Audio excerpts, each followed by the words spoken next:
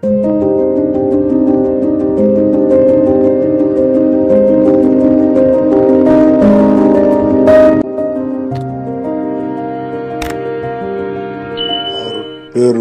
ஜோதி அருட்பெரும் ஜோதி தனி பெரும் கருணை அருட்பெரும் ஜோதி எல்லாம் செயல் கூடும் என்னானை அம்பலத்தே எல்லாம் வல்லான் தனையே ஏத்து.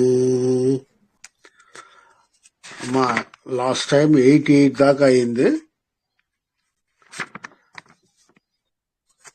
ఏదంటే உபரச வேதியின் உபயமும் பரமும் அபரமும் ஆகிய అరుట్పెரும் జ్యోతి అంటారు. ఉపరస వేది అనేది బంగారు చేసే విద్యను గురించి.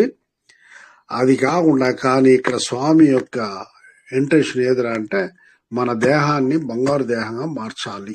ఇదే ఇక్కడ మెయిన్ లోపలి అర్థం అదే అన్నమాట. అమరత్వాన్ని పొందేదానికి మొదట ఏమరా అంటే మన ఈ శరీరమును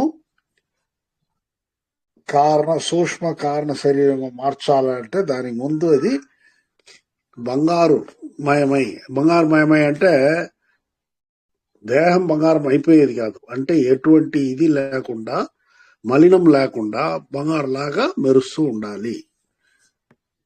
మలిన రహితమైన దేహం కావాలా, ఫస్ట్ దాన్ని మనము పొందవలేను అంటాడు. ఇక్కడ అది మెయిన్. కాబట్టి ఫస్ట్ దానికి ఈ మంత్రము ఇది శ్లోకము సరిపోతుంది అన్నమాట. తర్వాత మందనం 89 మందనం ఇదువెన మరువిలా మదియాల్ అందనర్ వழுத்தும் అరుట్పెரும் జ్యోతి. మందనం అనగా రహస్యం,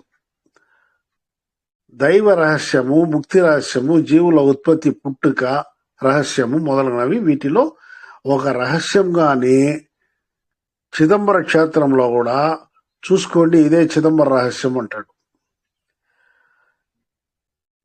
కాబట్టి ఈ చిదంబరానికి పోయిన వాళ్ళకి తెలుసు చిదంబర రహస్యం చూడండి అంటాడు, ఆడ ఏమి ఉండదు అనేసి కూడా. కాబట్టి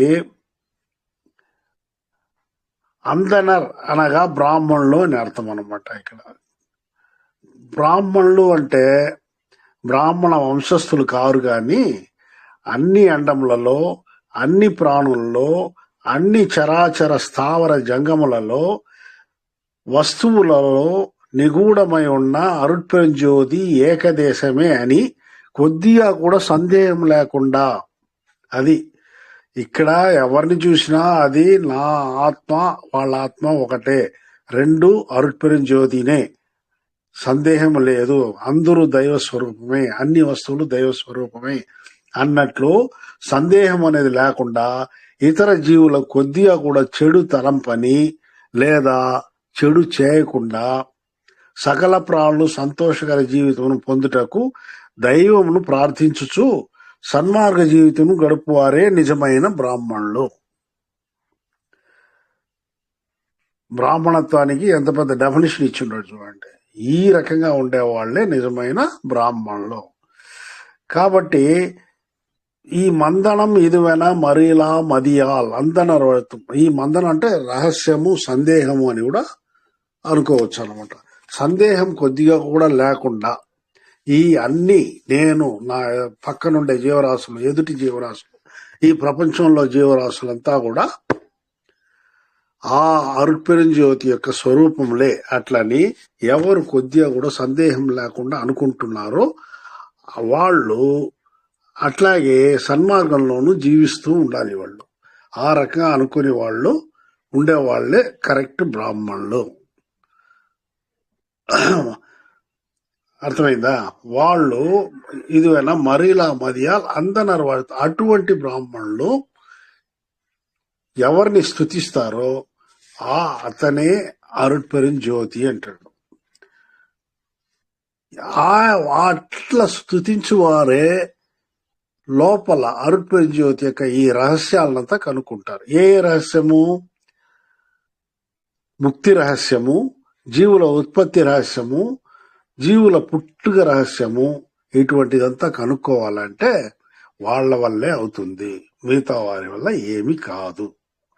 ఊరికి మనం ఎంత ఉన్నా సైంటిఫిక్ గా కూడా చూసుకుంటే కూడా కొన్ని విషయాలు అర్థం కావు మనకు. అటువంటి విషయాల్లో అవన్నీ బాగా అర్థం చేసుకోవాలంటే వాళ్ళు ఖచ్చితంగా స్వామి చెప్పినట్లు అన్ని అండంలో, అన్ని ప్రాణంలో, అన్ని చరాచర స్థావర జంగములలో, వస్తువులలో నిగూఢమై ఉన్న అరుట్పెరుం జ్యోతి ఏకదేశమే అని కొద్దిగా కూడా సందేహం లేక ఇతర జీవులకు కొద్దిగా కూడా చెడు తలంపని లేదా చెడు చేయని సకల ప్రాణులు సంతోషకర జీవితమును పొందుటకు దైవమును ఎవరు ప్రార్థిస్తూ సన్మార్గ జీవితమును నడుపుచున్నారో వారే బ్రాహ్మణులు.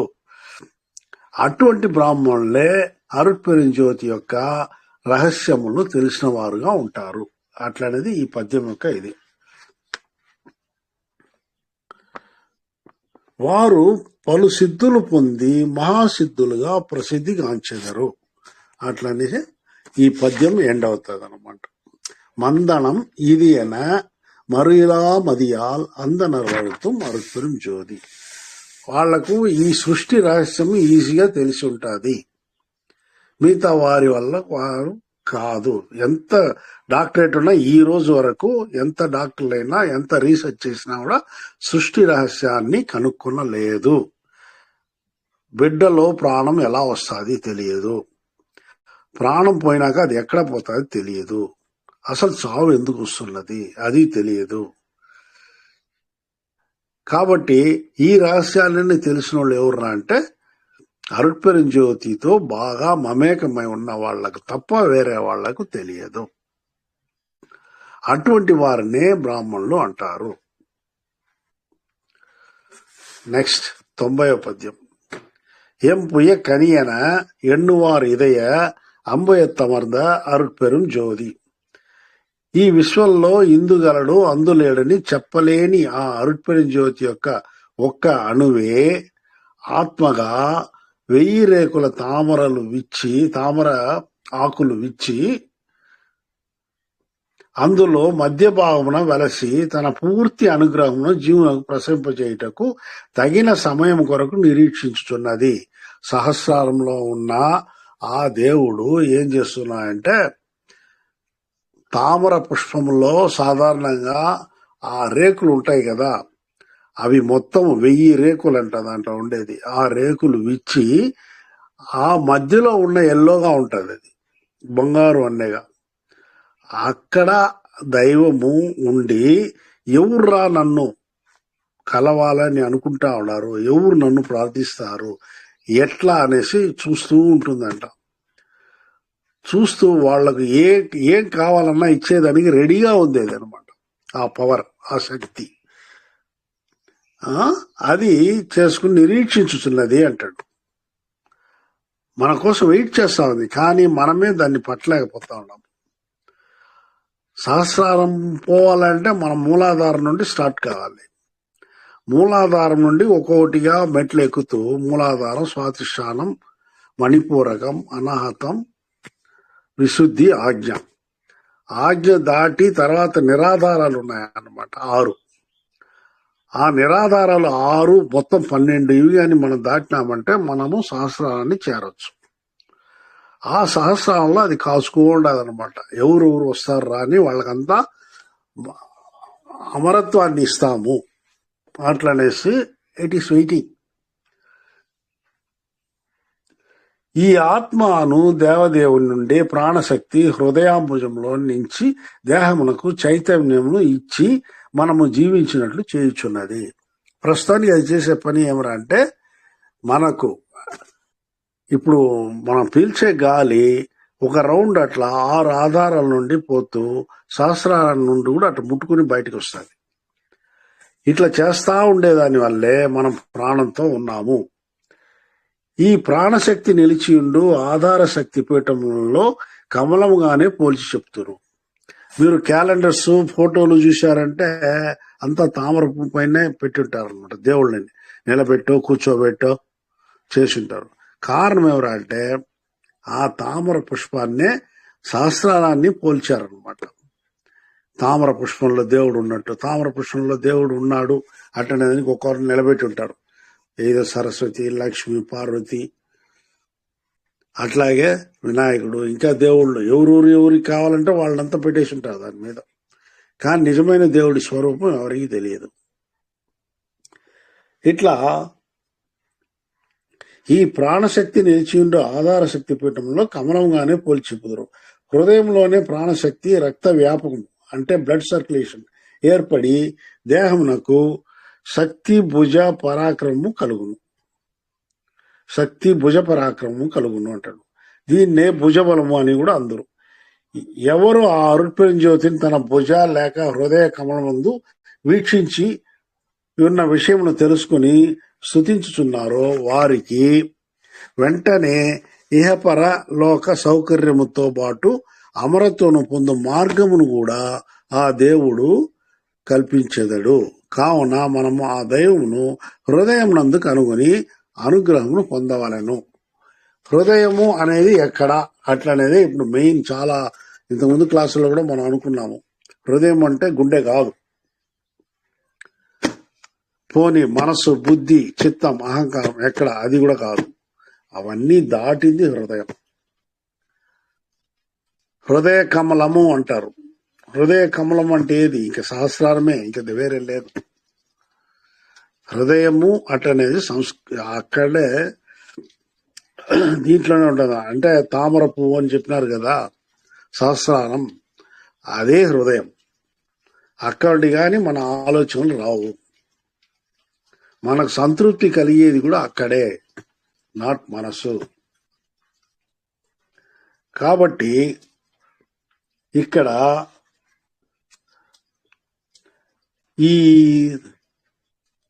ఈ విశ్వంలో ఇందుగలడు అందులేడని చెప్పలేని ఆ అరుట్పెరి జ్యోతి యొక్క ఒక్క అణువే ఆత్మగా 1000 రేకుల తామరలా విచ్చి అందులో మధ్య భావన వెలసి తన పూర్తి అనుగ్రహమును జీవునకు ప్రసరింపచేయుటకు తగిన సమయం కొరకు నిరీక్షించున్నది.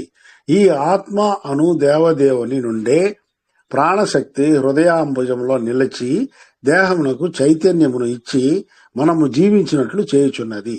ఈ ప్రాణశక్తి నిలిచియుండు ఆధార శక్తి పీఠములలో కమలముగానే పోల్చి చెప్పుదురు. హృదయంలోనే ప్రాణశక్తి రక్త వ్యాపకము అంటే బ్లడ్ సర్క్యులేషన్ కూడా ఏర్పడి దేహమునకు శక్తి, భుజ పరాక్రమము అంటే బలము, దీనినే భుజ బలము అని కూడా అందరు. ఎవరు ఆ అరుట్పేరు జ్యోతిని తన భుజ లేక హృదయ కమలములో నుంచి వీక్షించి ఉన్న విషయమును తెలుసుకుని స్థుతించెదరు అంటాడు. అంటే గుమ్మడికాయ అనేది మనం ఎక్కడ భుజం మీద పెట్టుకుంటాము, కాయ పెద్దదిగా ఉంది కాబట్టి. ఆ రకంగా నా దేవుడు ఎక్కడ ఉన్నాడు, నా భుజంలోనే ఉన్నాడు అట్లని చెప్పుకోగలిగిన వాళ్ళు, అంతటి భక్తులు వాళ్ళు నా భుజంలో ఉండే దేవుడు అటనేసే చెప్తారనమాట.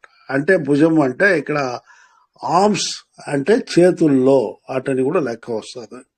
భుజము అంటే ఆర్మ్ అని కూడా చెప్తారు కదా ఇంగ్లీష్లో.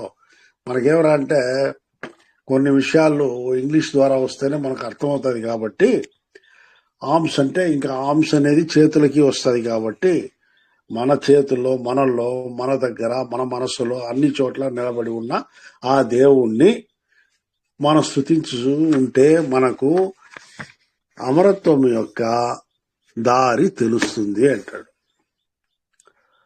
తర్వాత செடி அறுத்தே திட தேகமும் భోగముం అడియరికే తరుం అరుట్పెరుం జ్యోతి. చెడి అంటే పాపము తప్పులు రెండు కూడా దానికి వస్తుంది. మన యొక్క పాపములను, నేరములను, తప్పులను, బాధలను తొలగించి అనగా ప్రారబ్ధం, ఆగామ్యం, సంచితములలోని పాపములను పోగొట్టి మనకు అనగా సన్మార్గంలో జీవించు వారికి దృఢమైన దేహమును అనగా సకల ఆరోగ్యమును, భోగమును, సిరి సంపదలతో కూడిన సంతోషకరమైన జీవితమును ఒసగు అరుట్పెరుం జ్యోతి అంటాడు. అంటే సెడి అరుతే అంటనేది ఏమరా అంటే మన యొక్క కర్మ ఫలమును తొలగించుట. ఇక్కడ ఏమరా అంటే మనకు ఏదైనా ప్రాబ్లం వస్తే నా కర్మ ఇంతే, నేను చేసిన పాపము అనుకుంటారు. పాపము నాకు అదే పాపము ఆ టైప్ లోనే మనకు దుఃఖం రావాలనే ఏం లేదు. దీంతో పాటు పోనీ ఆ పాపం వస్తే కూడా మనము తల పైకి వచ్చింది తలపాగతో పోయింది అన్నట్టు మనం చేసుకోవచ్చు. కానీ ఎలా చేసుకోగలము అంటే మనం గ్రహశాంతులు చేసి తప్పుదారిలో తప్పు నడకల్లో పోతా ఉంటాం కాబట్టి అది పోతుంది. మనకు ఆలోచించాల, ఎందుకు ఈ దుఃఖం ఏర్పడింది? మనం చేసిన కర్మ కరెక్టే. సంచితం, ప్రారంధం, ఆగామ్యం అనేసి 3 రకములుగా ఉంటుంది. అది మాత్రమే కాదు, మనలో అజ్ఞానం కూడా ఉంది. అజ్ఞానం కాబట్టి అజ్ఞానం ఉండేదాని వల్లే మనము దాన్ని కరెక్ట్ గా అనలైజ్ చేసి దుఃఖం నుండి మనం ఎలా బయటపడగలము అట్లనే దానికి మనం పోము ఎప్పుడు. సాధారణంగా ఏమంటే దుఃఖంలో ఉన్నాను, ఎట్లా నాకు తెలియలేదు, నా గ్రహ ఇది బాగలేదు, నా తలరాత బాగలేదు, ఇట్లే పోతాం. కానీ ఈ తలరాతులు ఇది దుఃఖమును కూడా నివారించుకునేదానికి ఒక్కటి జ్ఞానము అనేది మనకు లేని దాని వల్లనే మనం దాని నుండి బయలుపడలేకపోతున్నాం. అది మాత్రమే కాదు, ముఖ్యమైనది ఇంకోటి ఉంది, అహంభావము. ఈ అహంభావం వల్ల కూడా మనము మన తలరాతని మనము తీర్చుకోలేకపోతున్నాము, తొలగించుకోలేకపోతున్నాము. కారణం ఏమిటంటే నేను చేసినబ్బా నా కర్మ, ఏం చేయాలా, నా ఇది విధి, పోయిన జన్మలో ఎవరికి ఏ పాపం చేసినానో తెలియదు అంటాడు. కానీ పోనీ ఈ జన్మలో నేను పాపం చేయకుండా సన్మార్గంలోనే నడుస్తున్నాను అట్లనే ఎవరైనా చెప్పగలుగుతారా? లేదు. ఎవరా అంటే ఏదో అనుకుని ఒకదానికి బాధపడతాడు. కానీ తన అహంభావాన్ని నేను తగ్గించుకోవాలా, అహంభావం నాకు ఎక్కువగా ఉంది, ఆ అహంభావాన్ని నేను 0% తేవాలనేసి ఎవడు కూడా అనుకోడు. అంటే స్వామి, కర్మ కర్మ అనే దాని గురించి కూడా చెప్పచ్చా ఇక్కడ? కర్మ మాత్రమే కాదమ్మా. కర్మ అంటే ఏది? సంచితం, ప్రారంధం, ఆగామమే కదా కర్మం అంటే. నువ్వు చేసిన పాప పుణ్యాలు అంతే కర్మ. కానీ ఆ కర్మను బట్టి నీకు ఏదైనా వచ్చినా ఆ కర్మ ఎందువల్ల చేస్తున్నావు? నువ్వు నీకు వచ్చే నీ అహంభావం వల్లనే చేస్తున్నావు. అహంభావం లేకపోతే కర్మ చేస్తావా? దాన్ని తొలగించుకోవాలని దాన్ని బాధపడేటప్పుడు ఏం చేస్తాం మనము? అరే మనకు ఒక అహంభావం అనేది ఉన్నది, దీన్ని బట్టే మనము ఆ రోజు కోపంతో, పోయిన జన్మ అయినా కూడా కోపంతోనో ఏదో ఒక దీని ప్రమోహంతోనో కోపంతోనో ఏదో చేసి ఉంటాము. ఇది నేను ఈరోజు తగ్గించుకొని ఉన్నానా అటని చింతించేవాడు ఎవడైనా ఉన్నాడా? మెయిన్ ఇక్కడ తప్పు చేసేదానికి, కర్మ చేసేదానికి కావాలని ఇది వచ్చి అహంభావమే. ఈ అహంభావాన్ని తొలగించుకోవాలనేసి కర్మని అనుభవిస్తూ దుఃఖిస్తూ ఉన్నవాడు కూడా అనుకునేది లేదు. కాబట్టే అది గట్టిగా పడతా ఉంది మనల్ని. ఈ అహంభావాన్ని నేను తొలగించుకోవాలా, ఈ అహంభావాన్ని నేను కర్మ చేస్తున్నా, ఆ కర్మ వల్లనే ఆ ఫలాన్ని నేను అనుభవిస్తూ ఈరోజు దుఃఖపడుతున్నాను. కాబట్టి ఈ అహంభావాన్ని నేను తీర్చుకోవాలి, తగ్గించుకోవాలా. అట్లనే మనకు 100% అహంభావం ఉంది అనుకుందాం, 90% ఉంది. 1% అయినా నేను ఈ సంవత్సరానికి వచ్చే సంవత్సరం తగ్గించుకోవాలా అని మనం చింతిస్తున్నామా? అహంభావంతోనే ఉంటున్నాం, కానీ దాన్ని తగ్గించుకోవాలన్న థాట్ ఎవరికి రాదు. మంచిగా ఉండాలనే థాట్ కావాల్సి వస్తుంది, కానీ మంచిగా ఉండేదానికి అడ్డుపడేది అహంకారమే అనేది మాత్రం మనము తెలుసుకోలేకపోతున్నాం. కారణం అజ్ఞానము. మనకు కానీ జ్ఞానము కొద్దిగా పనిచేసేదానికి మొదలు పెట్టిందంటే అప్పుడు ఆటోమేటిక్గా దీనికి కారణము అహంకారం, అహంభావం అనే థాట్ వస్తుంది. దాని ప్రకారం మన దారి వేరేగా మారుతుంది. ఇది మనం చేయడంలా. అహంభావం అనేది మనకు ఉంది అట్లనేది పట్టించుకునేది. కాబట్టి అది మాత్రమే కాదు, మన కర్మఫలాన్ని అనుభవించేటప్పుడు దుఃఖాన్ని తొలగించుకోవాలనే దానికి అజ్ఞానము ఒకటి, అహంభావం ఒకటి, మూడవది దయా ప్రేమ లేకుండా ఉండేది. నా క్యారెక్టర్ ఇంతే, మారదు. తెగేసి చెప్తాం కదా, ఏమని? ఇంక ఇంతే ఇది అట్లా అన్నట్టు. ఈ నాలుగిటిని గాని మనం కొద్దిగా అనలైజ్ చేసినామంటే ఇంతవరకు చేసిన పాపుణ్యాల్ని మనం ఏం చేయలేము. ఇక మీదటైనా కొద్దిగా కట్టుబాట్లలో నడవచ్చు. నడిచి ఇటువంటి బాధ ఈ కర్మఫలాన్ని రిపీట్ కాకుండా చూసుకోవచ్చు. కానీ దీన్ని మాత్రం మనం అనుకరించము. దీన్ని ఏం చేయాలా? తప్పించుకోవాలా, అంతవరకే చూస్తాం. కానీ ఒర్రే ఇది చేసేదానికి మనం చేసిన తప్పు అనేది ఒకటి ఉంది. దీనికి కారణం మనం బుద్ధి. ఆ బుద్ధిని మనము కరెక్ట్ దారిలో లేకుండా ఇట్లంతా అహంకారంతో మనము దాన్ని ఉపయోగించినాము కాబట్టి ఈ బాధలు ఈరోజు మనం పడాల్సి వస్తా ఉంది. కాబట్టి ఈ బాధలు వద్దు, అహంకారం తగ్గించుకోవాలా. అట్లనే ఆ జ్ఞానాన్ని మనం తెచ్చుకోవాలి. అది చాలా కష్టమైన పని. అంటే మనం బెండ్ కావాలన్నప్పుడు ఎవరికైనా కూడా బాధగా ఉంటుంది. అంత ఈజీగా బెండ్ కాము మనం. ఇప్పుడు స్వామి గురించి చెప్పాలంటే ఆయన అంటాడు, తిన్న మీద కూర్చుంటే లేదా మన చైర్ మీద కూర్చుంటే కాళ్ళు కింద వేలాడదీసేది కూడా నా అహంభావాన్ని సూచిస్తుంది. కాబట్టి నేను కాళ్ళు వేలాడేటట్టు కూర్చోను అంటాడు. అట్లాగే చేతులు ఊపుకుంటా నడిస్తే అహంభావం కనిపిస్తా, చేతులు కట్టుకునే నడిచినాను నేను అంటాడు. ఎంత దూరం ఆయన అహంభావాన్ని కంట్రోల్ చేసినాడు చూడండి. మనం చేస్తున్నామా? వల్లలారు సాధించిన అమరత్వం కావాలంటాం కానీ ఆయన ఎంత ఇదిగా, అది ఒక్కటే కాదు, అంటే అహంభావాన్ని చంపుకునేది ఒకటే కాదు, ఆశ కూడా ఆయన దురాశగా ఏది పడలే. ఆయన ఆశ అంతా ఏదిరా అంటే ఒక 7-8 పద్యాల్లో చెప్పున్నాడు ఆయన. అది మీరు వింటే నిజంగానే ఇంకో రోజుకి చెప్తాం దాన్ని కావాల్సి ఉంటే. అది మనకు ఇంత ఇదిగా ఎవరైనా ఉంటారా? ఒక చిన్న ఉదాహరణకి, ఇరుకവും ఆశ ఇల్లై ఇరకവും ఆశ ఇల్లై అంటాడు. నేను ఉండేదానికి ఆశ లేదు, చనిపోయేదానికి కూడా ఆశ లేదు అట్లంటూ స్టార్ట్ చేస్తాడు దాన్ని. ఈ రకంగా చాలా ఉన్నాయి. ఆ బిహేవియర్స్ మనం కానీ ఒక లెవెల్కి తెచ్చుకున్నామంటే మనం ఖచ్చితంగా దీన్ని జయించవచ్చు అనమాట, అహంభావాన్ని. ఆ అహంభావాన్ని జయించేదే ఇక్కడ చాలా కష్టమైన పని. ఆ అహంభావం పోయిందంటే ఆటోమేటిక్ గా మనము ఇదంతా కూడా పోతుంది. ఏది కర్మఫలం అంతా కూడా పోతుంది. ఆ కర్మఫలాల్ని ఈ రకంగానే తొలగించుకోవాలా గాని వేరే విధంగా మనము డబ్బులు ఇచ్చి కానీ ఇంకోటి చేసి కానీ తొలగించుకుంటాం అనేది మన భ్రమ. ఆ భ్రమలోనే ఈరోజు మానవ లోకం టోటల్ గా ఉంది. ముఖ్యంగా మన ఇండియాలో ఏ ప్రాంతం వాళ్ళైనా అట్లే ఉండాలి. ఏదో 4 రకాలుగా ఎవరినో ఒక ఎవరిని పిలిచి మనం శ్లోకం 4 చెప్పేస్తే నా కర్మ తీరిపోతుంది అనుకుంటున్నాం. కానీ నథింగ్ డూయింగ్. నువ్వు అనుభవించే కావాలి. దాని నుండి నువ్వు తప్పించుకోవాలంటే ఒక్కటే చేయాలి, నీ అహంభావాన్ని తగ్గించుకోవాలా. నీ అహంభావాన్ని నువ్వు తగ్గించుకోవాలంటే జ్ఞానాన్ని పెంచుకోవాలి. జ్ఞానంతో పాటు దయా ప్రేమని పెంచాలి.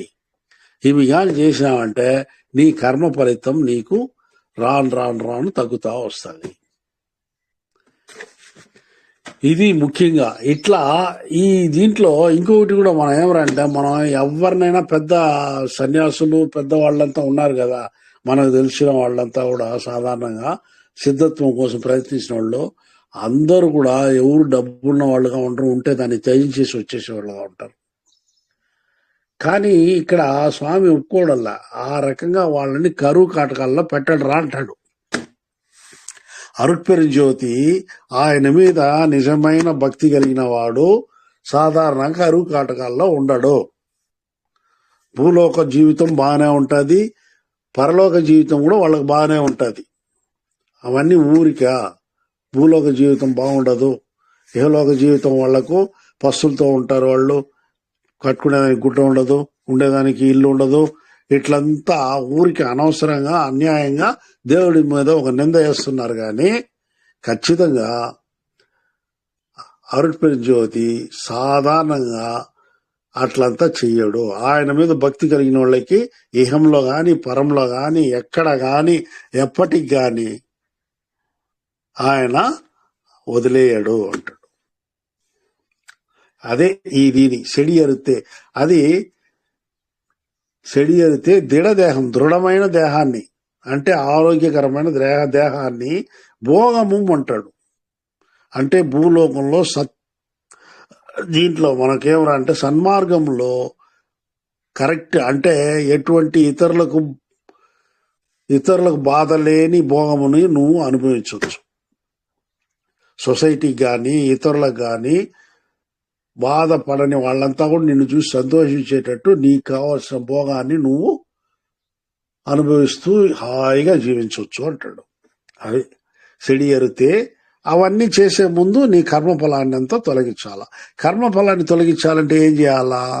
నీ అహంభావాన్ని నశింపజేయాలా.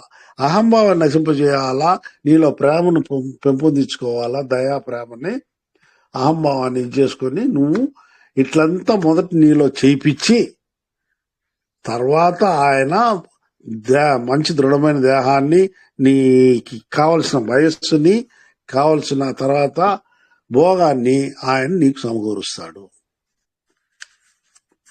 అది ఈ పద్యంలో సెడి అరితే దిడ దేహము భోగము అడియరికే తరుము అరుట్పోయింది. అడియర్ అంటే భక్తులు, ఆయన భక్తులకి. துன்பறுத்து ஒரு சிவ துரிய சுகந்தனை அன்பருக்கே தரும் అరుట్పెరుం జ్యోతి. అరుట్పెరుం జ్యోతి దైవము సన్మార్గులకు సుఖము మాత్రమే కలిగించుచున్నాడు, కష్టాన్ని కలిగించడు. కానీ మనము సాధారణంగా చూసిన ఎడల మంచివారు ఎక్కువ దుఃఖమును అనుభవించుచున్నారు అన్నట్లు కనిపిస్తుంది. ఎందుకనగా వారి జీవితంలో ప్రేమ దయ లేకుండా కచ్చిపోతులుగా స్వార్థముతో జీవిస్తూ ఇతరులు కూడా మన ఆత్మ బంధువులే అన్న విషయమును గుర్తించలేకపోవుట. వాళ్ళేరంటే మంచి వాళ్లే, దాంట్లో ఇదేం లేదు, కానీ ఎదుటివాడు నా మాదిరే అట్లా అన్నట్టు వాళ్ళకు ఆ థాట్ రాదు. వాళ్ళేం చెడు చేయరు ఎవరికి, కానీ వాళ్ళు ఇతరుల బాధల్ని వాళ్ళు చూసి సహించకుండా ఏదైనా హెల్ప్ చేసేది వేరే, కానీ చూసి చూడనట్టు ఉండిపోతారు. ఇతరులకు హెల్ప్ చేసేది కానీ దయ కానీ వాళ్ళ మీద ప్రేమ కానీ ఎదుటి వాళ్ళ మీద ఎదుటి ప్రాణుల మీద అవి ఉండదు. అటువంటి వాళ్ళకే ఆ కష్టాలు కలుగుతూ ఉంటుంది అంటాడు. ఇక్కడ అయితే మనం దాన్ని ఏం చేయాలి? ఇంకా దయా ప్రేమ కలిగి జీవించాలి అంటాడు. దానికే సన్మారులకు సుఖము మాత్రమే కలిగించున్నాడు. Number 1 correct.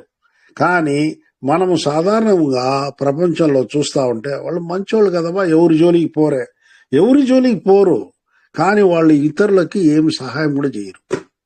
వాళ్ళ వరకు వాళ్ళు బాగుంటారు, అంతవరకే. కాబట్టి ఆ దుఃఖం వాళ్ళకు కలుగుతూ ఉంటుంది. ఎందుకనగా వారి జీవితంలో కచ్చిపోతులుగా స్వార్థంతో జీవిస్తూ ఇతరులు కూడా మన ఆత్మ బంధువులే అన్న విషయం గుర్తించకపోవుట. నిజమైన ప్రేమ దయ కరుణ కలిగి సంఘ జీవితం గడిపిన ఎడల వారికి కష్టములన్నీ కొద్ది కొద్దిగా కరిగి సుఖ జీవనము ఏర్పడును. అటువంటి వాళ్ళు ఏమరా అంటే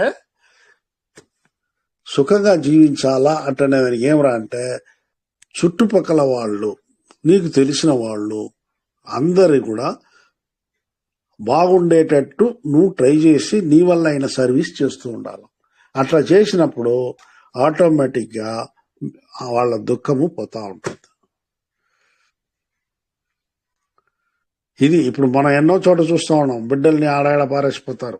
అది ఎట్లో అది వేరే, ఆ బిడ్డ ఎలా కలిగింది అనేది వేరే. కానీ ఒక సినిమాలో కూడా చూపిస్తాడు, ఒక ఇతను డెఫినెట్ గా జైలుకి వెళ్ళిపోవాలా, వాళ్ళ అమ్మ చనిపోతుంది, ఆ బిడ్డను తీసి దిబ్బలో పారేస్తారు.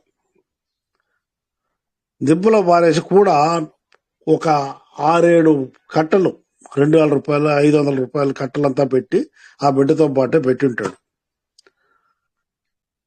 ఆ బిడ్డ ఏడ్చే చూసి కూడా ఆ డబ్బు ఉన్నా కూడా ఎవరు తీసుకుపోవడల్లా, ఒక్క లేడీ మాత్రం వస్తుంది. షీఈస్ అంటే ఆమె ఎవరంటే బిలో కంఫర్ట్. ఆమె వచ్చి బిడ్డను మాత్రం తీసుకుంటుంది, డబ్బు ముట్టుకోదు. వీడు సైడ్ నుండి చూస్తూ ఉంటాడు, ఎవరు తీసుకుపోతారు అట్టనే. దీంట్లో ఏదైనా తాను కన్న బిడ్డ తాను జైలుకి పోవాలి, అటువంటి ఒక సినిమాలో వచ్చింది ఈ సిచ్యువేషన్. ఆమె బిడ్డను మాత్రం వీడు పరిగెత్తిపోయి ఆ డబ్బుల కట్లంతా చేసి తీసిపోయి ఆమె దగ్గర ఇస్తాడు. అమ్మ ఆ బిడ్డతో పాటు ఇది కూడా ఉండింది కదా, నువ్వు దీన్ని వదిలేసి వచ్చేసినావు కదా అనేసి. పోయా, ఎవడికి కావాలా, నా బిడ్డలతో సహా ఇంకొక బిడ్డగా ఉండిపోతుంది ఈ బిడ్డ, ఆ డబ్బు నువ్వే పెట్టుకోపో అంటుంది. అటువంటి దయార్థ హృదయం ఉంటే వాళ్ళకి ఎటువంటి ఇది రాదు. ఆ దయార్థ హృదయంతో మనం ఉంటున్నామా? కష్టం కలిగిందని చెప్పుకుంటా ఉంటాం మనం కూడా, మన కర్మ ఎట్లా ఉంది బానేసి. కానీ ఆ దయార్థ హృదయము మనకు తెచ్చుకున్న రోజు, అప్పుడు అరుట్పేరు జ్యోతి ఒక్క దుఃఖాన్ని కూడా మన కోసం పెట్టాడు. ఈ విషయాన్ని కానీ మనము తెలుసుకోవాలంటే మొదట మన లోపల ఉన్న అహంభావం పోవాలి. అప్పుడే దయ, ప్రేమ వస్తుంది, జ్ఞానం కూడా పెరుగుతుంది అన్నమాట. అది ఇట్టి జీవితంనే దేవుడు తన ఆజ్ఞగా భావించి గడపమని ఉన్నాడు. తన యొక్క ఆజ్ఞ ఎవరు, అరుట్పేరు జ్యోతి యొక్క ఆజ్ఞ ఏది అంటే దయా, ప్రేమతో, జ్ఞానముతో, అహంభావం లేకుండా ఈ జీవులు బ్రతకాలి అనేది ఆయన యొక్క వాచ. జీవులు అంటే ముఖ్యంగా మనకు 6th సెన్స్ ఇచ్చిన దేవుడు మనుషుల్ని ఆ రకంగానే ఆయన ఆజ్ఞాపిస్తున్నాడు. కానీ మనము దాన్ని లెక్క చేయడం లేదు. ఇదే కారణము, మన కర్మలు మనల్ని పట్టి పీడించేదానికి కారణమే ఇది. అనుకుంటాం మనం, మా అబ్బా మేమేం అగవలు చదివేసిన, నేనేం డైలీ వెంకటేశ్వర స్తోత్రం చెప్పిన, వినాయక స్తోత్రం చెప్తున్నా, శివస్తోత్రం, లలితా సహస్రనామం, విష్ణు అన్నీ చేస్తున్నా, కానీ ఈ అసలు విషయాన్ని మాత్రం మర్చిపోతాం. మనం దాంట్లోనే తృప్తి అయిపోతాము. మనం చేసే మన అహంకారం, అహంభావాన్ని తగ్గించుకునే ఐడియాస్ మనకు రాదు. అందువల్లే ఆ కర్మపాటికి దాని పని చేస్తూ ఉంటుంది, అహంభావం దాని పని చేస్తూ ఉంటుంది, దుఃఖము దాని పని చేస్తూ ఉంటుంది. మనము మధ్యలో నలిగిపోతూ ఉంటాము. సాధారణంగా జీవులకు సంతోషము, సుఖము జాగృతిలోనే అనుభవం అగును. ఈ సుఖం, దుఃఖం నువ్వు నిద్రపోయినప్పుడు నీకు కనిపించదు, అట్లే సుషుప్తిలో ఉన్నప్పుడు కనిపించదు. ఈ సంతోషం గాని, దుఃఖం గాని, సుఖం గాని ఉండాలంటే మనము మెలకువతో ఉన్నప్పుడే జరుగుతుంది. జాగృతిలో మనము ఇట్లాంటి సుఖముల్ని దేహేంద్రియ సుఖములు అని అంటాం అన్నమాట. దేహేంద్రియ సుఖములు అనేదే మనము సుఖము అనేసి అనుకుంటా ఉన్నాము. ఇది నిరంతరమైనది కాదు. దీనికి ముందు గాని తర్వాత గాని దుఃఖము అనివార్యము. ఒక సుఖము భూలోకంలో మనకు దొరికిందంటే ప్రతి జీవికి, ప్రతి మనిషికి నేనంటున్నా, ఒక సుఖం మనకు కలిగిందంటే దానికి ముందు దానికోసం కష్టపడి ఉంటాము. లేదా అది లాటరీ తగిలినట్టు వచ్చింది అనుకోండి, దాని దుఃఖము, దాని పర్యవసానము నెక్స్ట్ దుఃఖంగా పరిణమిస్తుంది. ఖచ్చితంగా దుఃఖం ఇచ్చే సుఖం వస్తుంది, సుఖాన్ని ఆనుకునే దుఃఖం ఉంటుంది అనమాట. దీనికి ముందు గాని తర్వాత గాని దుఃఖము అనివార్యము. మనము దేహేంద్రియములతో వాటిపైన మమకారమును వదిలి తాను ఆత్మస్వరూపుడు అను నిజమును గ్రహించి పొందు సుఖము, సంతోషమే నిజమైన సంతోషము. మనం అనుకుంటాం నా మనసు సంతోషంగా ఉంది, నా ఆత్మ సంతోషపడింది అని. కానీ ఆ సంతోషాన్ని పొందుటకే దేహం కావాలా, ఇదే దేహేంద్రియ సుఖంగానే మనము అంతవరకే తృప్తి పడుతున్నాం, కానీ ఆత్మ సుఖం జోలికి పోవడం లేదు. దేహేంద్రియములకు సుషుప్తి ముగింపు. సుషుప్తి తర్వాత స్థితి మనకు అర్థం కాదు, మనకు జ్ఞాపకం ఉండదు, మనం దాని గురించి అనుకోను కూడా అనుకోము. ఎందుకు అంటే మనకు ఆధ్యాత్మిక చింతన బహు తక్కువ. కాబట్టి మన దేహేంద్రియ సుఖంతో మనం సుఖపడిపోతాం. దాంతో చాలు అనే తృప్తి వచ్చేస్తుంది మనకు. కానీ ఆత్మకు అది ముగింపు స్థితి కాదు. పరిశుద్ధ ఆత్మస్థితిలో ఒకడు సమాప్తము కాని సుషుప్తి స్థితి పొందునదే తురియ స్థితి అంటాడు. ఈ తురియము తుర్యాతీతము అనేది యాక్చువల్గా మనకంతా అంత ఈజీగా అర్థం కాదు. నాకు కూడా అది అర్థం కాల. తుర్యం తుర్యాతీతం తర్వాత ఇంకో చోట శివతుర్యం గురుతుర్యం ఇవన్నీ వస్తాయి అనమాట. ఈ తుర్యం అనేది ఏమి, సుషుప్తి అనేది ఏమి యాక్చువల్గా అర్థం కాదు. అది ఆ స్థితికి పోతే గాని తెలియదు అనేసి ఒక పెద్ద ఆయన రాసినాడు. కాబట్టి మన ఆత్మకు అది ముగింపు స్థితి కాదు. ఏది మనిషి మామూలుగా జాగృతిలో ఇప్పుడు మనం మెలకువతో ఉన్నప్పుడు మనకు సుషుప్తి అనేది ఫైనల్, కానీ ఆత్మకి అది సుషుప్తి ఫైనల్ కాదు అంటాడు. సుషుప్తి స్థితి పొందినదే తురియ స్థితి.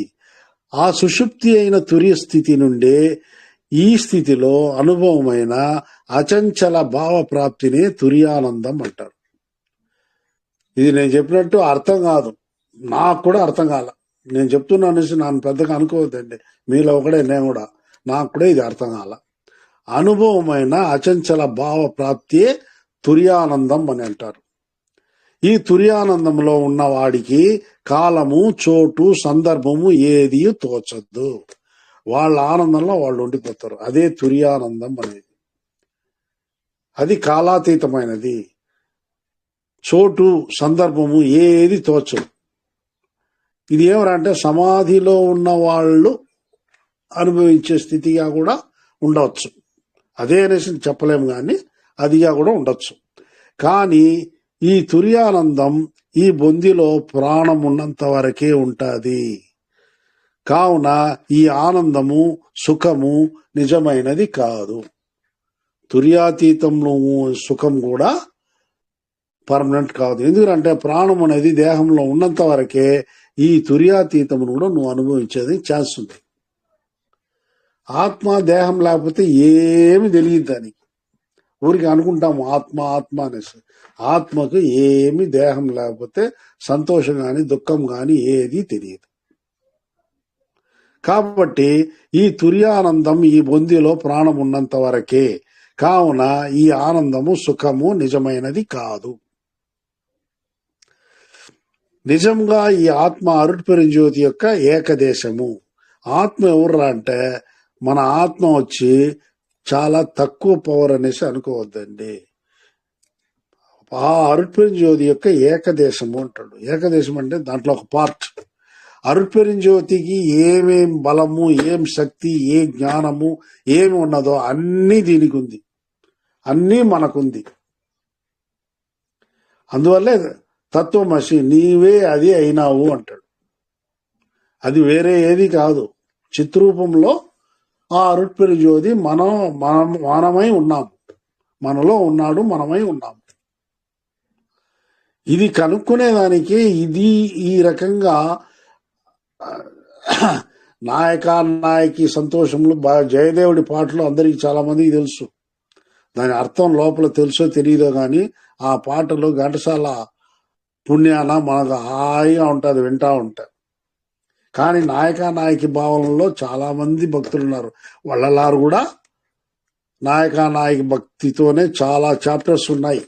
6వ తిరుముల కానీ మిగతా 5 తిరుముల వేరే 5 ఇంకో దాంట్లో కానీ అన్నిట్లో ఉంది. కాబట్టి ఈ ఆత్మ అరుట్పెరుంజ్యోతి యొక్క ఏకదేశం అనేది మనం మర్చిపోకూడదు. కావున పైన చెప్పిన తుర్యాతీత స్థితిలో ఉన్న వాడు ఆ ఆనందంతో తృప్తి పడక తాను దైవ స్వరూపుడై ఉన్నవాడు అను సత్యమును గురుతుర్యము ద్వారా గ్రహించి, గురుతుర్యం ద్వారా నేను ఆత్మస్వరూపుడను, నేను దేవుడను అనేదాన్ని గ్రహించి, ఆ గ్రహించే స్థితి ఏదంటే గురుతుర్యం అంటారు. ఆ గురుతుర్యం ద్వారా గ్రహించి శివతుర్య స్థితిని చేరుకున్నప్పుడు మాత్రమే అమరత్వంతో నిత్యానంద స్థితికి చేరుకొనగలడు. ఈ గురుతుర్యానికి పోయి టచ్ అయ్యి అక్కడి నుండి శివతుర్యానికి పోయినప్పుడు తప్ప అతనికి అమరత్వ స్థితి యొక్క టోటల్ దాని యొక్క స్థితి పరిస్థితి ఏది అంతవరకు అర్థం కాదు. అంతవరకు కన్ఫ్యూషన్ లోనే ఉంటాము. ఇది అనేసి ఒకరు అంటారు, ఇంకొకరు ఇంకొకటి అంటారు, ఇంకొకరు అంటారు. కాబట్టి అంతకుముందు తుర్యాతీతంలో ఏదిరా అంటే గురుతుర్యానికి పోవాలా, గురుతుర్యం నుండి శివతుర్యానికి పోవాలా. శివతుర్యానికి పోయినప్పుడే మనకు అమరత్వపు దారి ఏది అంటే తెలుస్తుంది అనమాట. అంతవరకు తెలియదు అంటాడు ఇక్కడ మనకు దిండుకల్ సర్వానంద స్వామి. కాబట్టి శివతుర్య స్థితిని చేరుకున్నప్పుడు మాత్రమే అమరత్వంతో నిత్యానంద స్థితికి చేరుకునగలడు.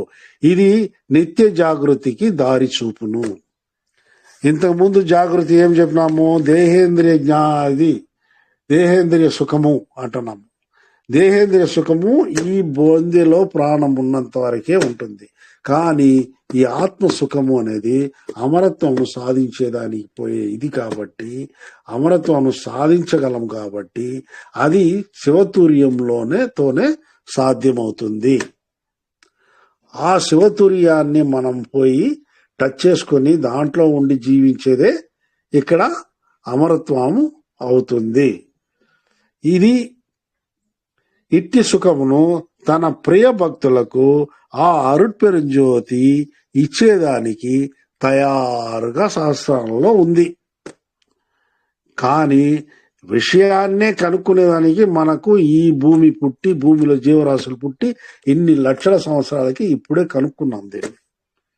ఇంతవరకు గుడ్డిగానే ఇంకా కూడా గుడ్డిగానే మనం దేవుణ్ణి పూజిస్తున్నాము. ఇట్లా ఒక అమరత్వ స్థితి ఉంది. దీనికి ఇట్లా దారి అట్టనే దానికి మనకు దారి చూపించింది స్వామి గారే. ఇంతవరకు ఈ దారి ఎవరు చూపిలేదు. చూపించున్నా ఒకవేళ నీకు బాగా అర్థమయ్యి ఆ సంస్కృత ఇది మనం కానీ వేదాంతాల్లో అన్ని బాగా తప్పి పొంది ఉంటే ఒకవేళ అర్థమై ఉంటుందో ఏమో తెలియదు. కానీ దీన్ని ద్వారా పోయి సాధించింది ఆయన ఒక్కడే కాబట్టి, ఆయన ఆ దారిని తెలిపి ఉన్నాడు కాబట్టి మనకు ఇన్ని రోజులకు ఈ విషయం తెలిసింది. ఇక మనం పోవలసిన దారి ఆయన చూపించేసినాడు. మన చేతిలో ఉంది. ఇంకా వள்ளలార్ గారి యొక్క దారి, ఆ జ్ఞానము నాకు చెప్పేదానికి ఈజీగా ఉంటుంది, వినేదానికి ఈజీగా ఉంటుంది. కానీ మీరు ఎవరు కానీ దీన్ని ప్రయత్నిస్తే దీనంత కష్టము ఇంకొకటి లేదు. అది భగవత్ అనుగ్రహం వల్లనే ఇవి జరుగుతుంది. భగవత్ అనుగ్రహం కావాలంటే దానికి కూడా ఆయన చెప్పి ఉన్నాడు, జీవకారుణ్యము. దీని వల్లనే మనం సాధించగలము. సత్విచారము, జీవకారుణ్యం, ఈ రెండే, ఇంకేది లేదు. మిగతా విషయాలు మనం టైం వేస్ట్ చేయాల్సిన అవసరం లేదు. యోగం అవి ఇవి అంతా కూడా వద్దు అంటాడు అందువల్లే స్వామి. కాబట్టి మనం చేయాల్సిన పని ఇదే, సత్విచారం ఎలా అనేది నేను ఇంతకుముందు దీంట్లో చెప్పుండా. స్పెషల్గా 2 క్లాసులు తీసాం కదా. మహోపదేశం, దేవుడి స్థితి ఎటువంటిది, మన స్థితి ఎటువంటిది, అండంలో ఏమేమి ఉంది, పిండంలో ఏమేమి ఉంది, దీని గురించిన థాట్స్. 1, 2, 3 మీకు తగిన వాళ్ళు కూర్చొని దీన్ని గురించి డిస్కస్ చేయండి అంటాడు. ఆ డిస్కషన్లోనే మీకు బయలుపడుతుంది మొత్తము. ఆ డిస్కస్ చేయండి అని అంటాడు. మనం ఇప్పుడు చేసేది ఒక కరెక్టే డిస్కషన్ అనేది, అంటే చెప్తున్నాం, తీసుకుంటా ఉన్నాం, యు ఆర్ రిసీవింగ్. కానీ దాన్ని తర్వాత ఒకరికి కలిగిన డౌట్స్ ని దాని మీద వాళ్ళకు తీర్చగలిగిన వాళ్ళ ద్వారా దాన్ని తీర్చుకునేది, ఇటువంటివి చేయాలి. అప్పటికి గాని మనకు జ్ఞానము పెంపొందదు. అదే చేయమంటాడు ఆయన. ఇది దీని యొక్క సంగ్రహము. తర్వాత నెక్స్ట్ 92 అయింది. 93 பொதுவது சிறப்பது புதியது பழையது என்று அதுவதுவாய் திகழ் అరుట్పెరుం జ్యోతి అంటాడు. పొదు అనగా అందరిది. ఆకాశం పొదు, అది అందరికీ. అగ్ని పొదు, గాలి పొదు. ఈ రకంగా ఈ పొదు అనేదాన్ని నేను ఇంతకుముందు చాలాసార్లు చెప్పుండా. పొదు అనగా అందరిది, అన్ని జీవరాశులది, అన్ని చరాచరములది అని అర్థము. ఈ ప్రకృతి పంచభూతములు అని కూడా చెప్పవచ్చును. అది అనగా అరుట్పెరుంజ్యోతి, అది చాలా గొప్పదైనది. ఎలా గొప్పది అని ఆలోచించినా ఈ సృష్టిని, అందులో చరాచరములు, సూర్యచంద్ర ప్రకాశములు, ఆకాశ నక్షత్రములు, పాలపుంతలు, 84 లక్షల ఏళ్ల జీవరాశులు, ఉత్పత్తి, మనుగడ కొద్దిగా పరిశీలించిన అరుట్పెరుంజ్యోతి యొక్క గొప్పతనము మనకు అద్భుతమై గోచరించును. అరుట్పెరుంజ్యోతి ఎటువంటి వాడు అంటే మొత్తం మీద ఎట్టి ఇది అంటే, ఈ నక్షత్రాలను చూడండి, పాలపుంతను చూడండి, సూర్యుడిని చూడండి, చంద్రుణ్ణి చూడండి, మనకు మనమే చూడండి. మనలోనే ఈ శ్వాస ఎలా ఆడుతుంది తెలియదు, దాన్ని బట్టి దాని పని చేస్తూ ఉంటది. ఇంద్రియములు ఎలా ఏర్పడింది, లోపల ఉన్న పార్ట్స్ అంతా ఎలా ఏర్పడింది, బ్లడ్ సర్క్యులేషన్ ఎలా జరుగుతూ ఉంది, ఇటువంటివన్నీ మనం ఆలోచిస్తే ఇటువంటి ఎన్ని జీవరాశులు, 84 లక్షల యోనులు అంటే జీవరాశులు కోట్ల కొలది ఉంటుంది ఒక్క భూమిలోనే. విశ్వం మొత్తానికి ఇన్నిటిని పుట్టించి ఇన్ని రకాలుగా వాటిని, రకరకాల జీవితాలని వాటికి ఇచ్చిన ఆ దేవుడు ఎంతటి వాడు. దానికి తగిన పంచభూతాలు సృష్టించాడు. ఆకాశము, గాలి, అగ్ని, నీరు, భూమి. అవేవి ఆధారానికి కావాల్సిన భూమి. ఆ భూమిలో నీరు, అగ్ని, గాలి అన్నీ పెట్టి అన్ని జీవరాశులు బ్రతికేటట్టు చేసి ఉన్నాడంటే ఆయన ఇది గొప్పతనం ఏమి మనం తక్కువగా అంచనా వేయగలమా?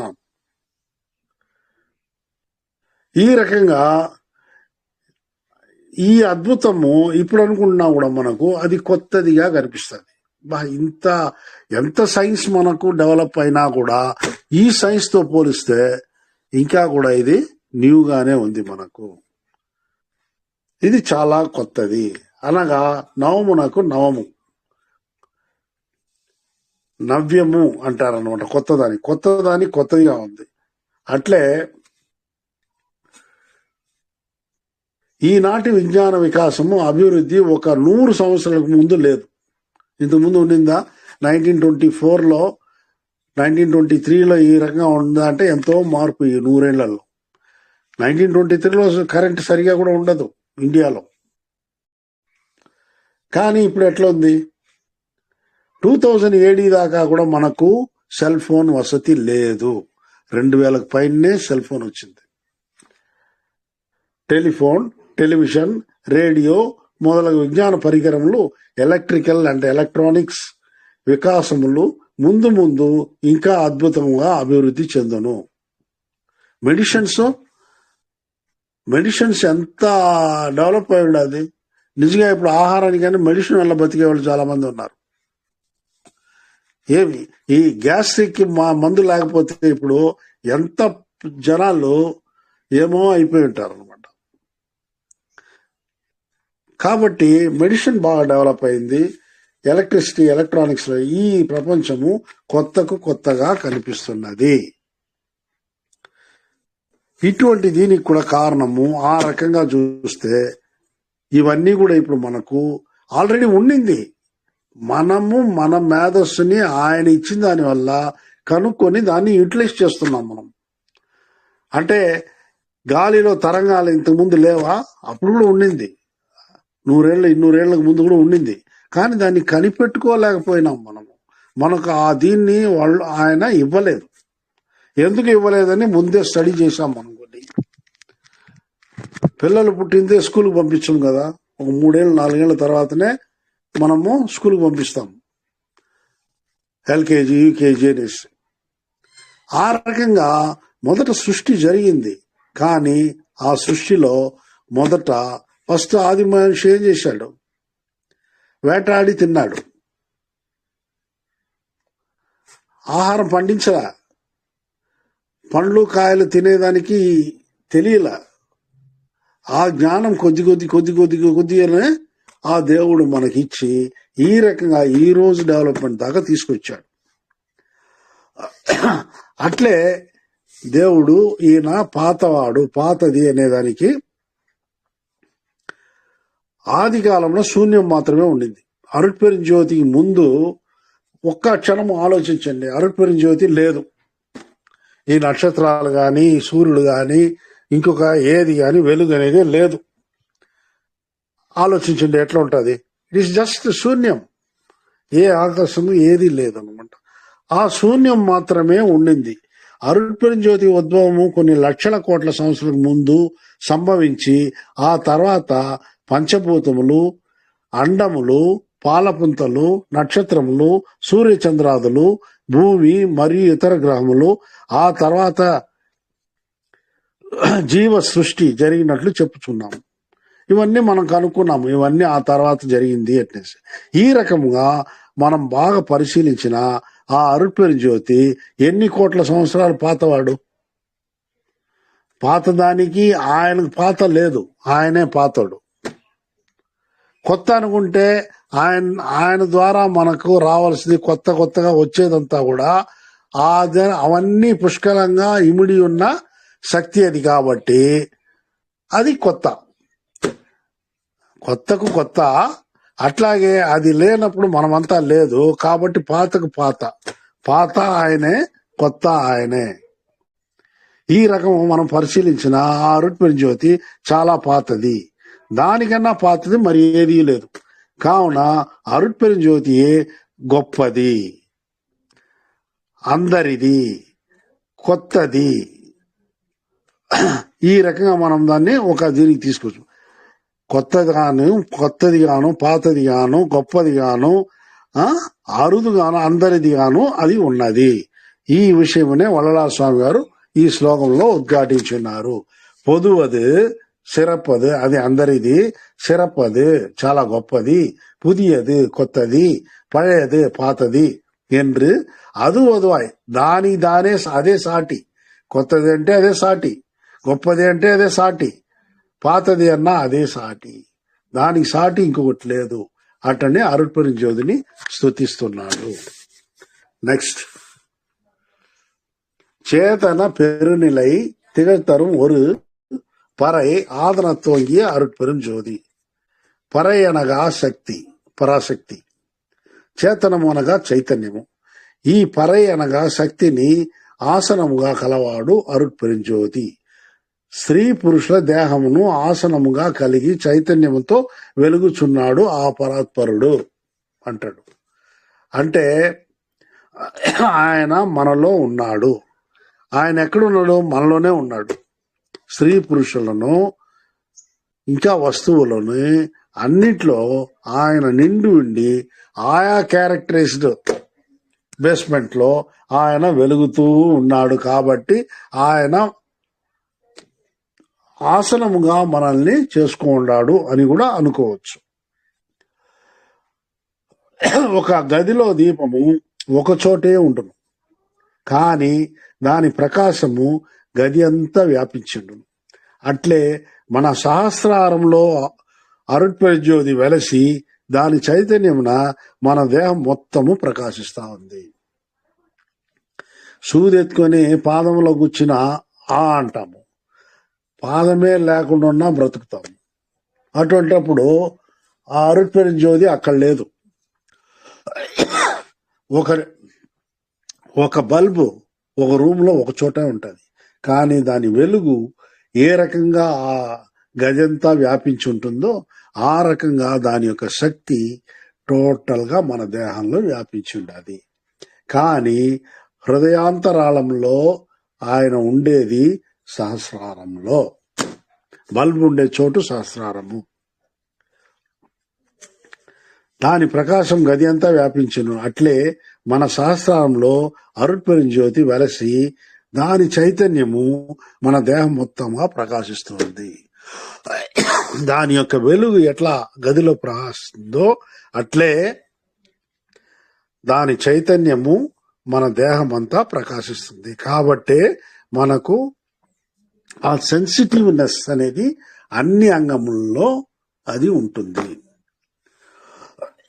ఇంత పెద్ద విశ్వమును సృష్టించిన సృష్టికర్త అరుట్పెరుంజ్యోతి ప్రతి జీవరాశిలో చిత్రూపమై నెలకొని చైతన్యంతో నడిపించుచున్నాడు. చిత్రూపంగా అనగా అణువులో అణువై ఉన్నా కూడా విశ్వకర్త యొక్క పూర్తి శక్తి కలిగి చిజ్యోతిగా వెలయిచున్నాడు. అరుట్పెరుంజ్యోతి ఎట్లా ఉంది? మనలో చిత్రూపమై ఉన్నది. మనం బాగా మైక్రోస్కోప్ లో మనల్ని మనం చూస్తే చిన్న చిన్న అణువులంతా చేరికగానే మన ఆకారం వచ్చిండదు. ఈ ఆకారానికి అందువల్లే ఈ ఆకారము ఆయా ఏజ్ని బట్టి ఆ కాలాన్ని బట్టి మారుతా ఉంటుంది. శిశువుగా ఉన్నప్పుడు ఎట్లా ఉంటుంది, తర్వాత నడక వచ్చాక కొంచెం బాలుడైనాక దశలు ఉన్నాయి కదా. ఆ రకంగా ఆ చేంజెస్ కారణము ఆ లోపల ఉన్న మన యొక్క సెల్స్. ఆ సెల్స్ ఎలా చేంజ్ అవుతా ఉంది, ప్రతి సెకండ్కు చేంజ్ అవుతా ఉంది అనమాట. కొన్ని లక్షల సెల్స్ ఒక దేహంలో చనిపోతా ఉంటుంది, కొన్ని లక్షల సెల్స్ తిరిగి పుడతా ఉంది. ఈ రకంగా మనము నథింగ్, ఎముకైనా బ్లడ్ అయినా అన్ని కూడా సెల్స్. కాబట్టి ఈ సృష్టికర్త యొక్క ఆ సృష్టి వైభవమును మనం కరెక్ట్ గా పోల్చి చెప్పలేకపోతున్నాము. ఇంతవరకు మన పెద్దవారందరూ దేవుని బాహ్యంలోనే వెతికి కొద్ది అనుగ్రహం పొంది కొన్ని అద్భుతములను ప్రదర్శించి చివరికి ఈ ప్రకృతిలో కలిసిపోయిరి. మనం ఎప్పుడు దేవుడు ఏడా గుడికి పోరా, గుడిలో ఉన్నాడు, లేదా ఒక విగ్రహాన్ని పెట్టుకుని ఇంట్లో పూజించురా, దేవుణ్ణి పూజించినట్లు అయిపోతుంది అనేసి దేవుణ్ణి ఒక శరీరంతో, ఇంతకుముందు నాకు తెలిసి ఒక 30-40 ఏళ్లకు ముందు రూపారూపంతో శివలింగాన్ని మనము కొలుస్తా ఉన్నాము. అంటే దాంట్లో రూపం లేదు, ఒక ఆకృతిని పెట్టుకుని మనం కొలుస్తాము అనేసి రూపారూపం అంటారు దాన్ని ఇక్కడ సన్మార్గంలో. కానీ ఇప్పుడు మనం ఏమరా అంటే నార్త్ ఇండియాలో ఉండే దీన్ని కల్చర్ని తెచ్చుకుని దానికి కళ్ళు, ముక్కు, నోరు, మీసాలు అన్ని పెట్టి ఆ రకంగా శివలింగాన్ని కూడా భ్రష్టు పట్టించి మనం ఈరోజు పూజ చేస్తున్నాం. అంటే ఆకారం లేకపోతే నా వల్ల కాదు అనే పరిస్థితి మనం దిగజారిపోయినాం. ఆకారం నుండి నిరాకారానికి పోవాలనే దాన్ని వదిలేసినాము. ఇంతవరకు ఒట్టి ఏమీ లేకుండా, ఆకారం లేకుండా శివలింగాన్ని మాత్రము మనము ప్రతిష్ఠ చేసి ఆ శివలింగాన్ని శివుడిగా భావించి ఇది అంటే దేవుడిగా భావించి మనం పూజ చేస్తూ ఉన్నాము. ఒక 30 ఏళ్లుగా మన యొక్క ఉనికి టోటల్ గా మారిపోతా ఉంది. మన భక్తి ఇదంతా అక్కడి నుండి ఇంపోర్ట్ అవుతా ఉంది అన్నీ కూడా. ఎందుకంటే వాళ్ళని చూసి మనం కాపీ కొట్టేది ఎక్కువైపోయింది. వాళ్ళు ఇట్లా ముక్కు, చెవులు అన్ని వేస్తున్నారు కాబట్టి శివలింగంలో కూడా రోజు మనము ఆ చందనంతోనో ఇంకో దాంట్లోనో శివలింగానికి కూడా ముక్కు, నోరు, కళ్ళు అన్ని వేసి మీసాలు కూడా వేసి దాన్ని ఇప్పుడు మొక్కుతా ఉన్నాం. చూడండి మనం ఎంత దిగజారుతా ఉన్నాం భక్తి అనే పేరుతో. రూపం నుండి రూపారూపానికి పోయి రూపారూపం నుండి అరూపానికి పోయినాడు స్వామి. మనం ఏదో మనిషి అంటే ఇంద్రియ భక్తితో రూపాన్ని సేవిస్తూ రూపం నుండి రూపారూపమైన శివలింగానికి పోయి అక్కడి నుండి అరూపానికి పోవాలి. కానీ మనం ఏం చేస్తున్నాము, ఆ శివలింగంలో కూడా రూపారూపంలో కూడా మనం రూపాన్నే తెచ్చుకుంటా ఉన్నాం. అంటే ఇంకెక్కడ మనకు భక్తి బాగా వచ్చేది చెప్పండి. ఇంతవరకు మన పెద్దవారందరూ దేవుని బాహ్యంలో వెదకి కొద్ది అనుగ్రహం పొంది కొన్ని అద్భుతాలను ప్రదర్శించి చివరికి ఈ ప్రకృతిలో కలిసిపోయారు. కానీ ఇప్పుడు మొట్టమొదటి వాడై వల్లలార్ గారు అంతర్ముఖమై లోపల ఉండే దేవుణ్ణి, లోపలి చిజ్యోతిని, చైతన్యమును, కారణభూతమును కనుక్కొని దానితో మమేకమై అమరత్వమును పొంది ఈ ప్రపంచ మనుగడకు, అభివృద్ధి అంటే వికాసమునకు దారి చూపిస్తున్నారు. ఈ పద్యంలో టోటల్ గా భావం ఇదేనమాట. చేతన పెరునిలై తిగల్తరు ఒరుపరై ఆదన తోంగియ అరుట్పెరుంజోది. కాబట్టి మన లోపల ఆసనంగా ఉన్న ఆ దేవుణ్ణి లోపల అంతర్ముఖమై మనం చూసుకొని దాని ద్వారా ఆయన కనుక్కొని అమరత్వాన్ని పొందాలా అటనే దానికి దారి చూపించి వల్లలార్ గారు మనకు దారి చూపించున్నారు. ఈ రకంగా పోయేదే బెటర్. ఇన్ని రోజులకి ఇంత విషయాన్ని కొద్దిగా ఒక 2 క్లాసులకే విషయాలు కొద్దిగా ఉంది. ఈ విషయాన్ని మనం పట్టుకునేది బాగుంటుంది. కాబట్టి మనము ఎలా పొందాలి అటనే దానికి, ఎట్లా మనము ఈ కర్మలను జయించాలా అనే దానికి ఈరోజు మనము చూసినాము.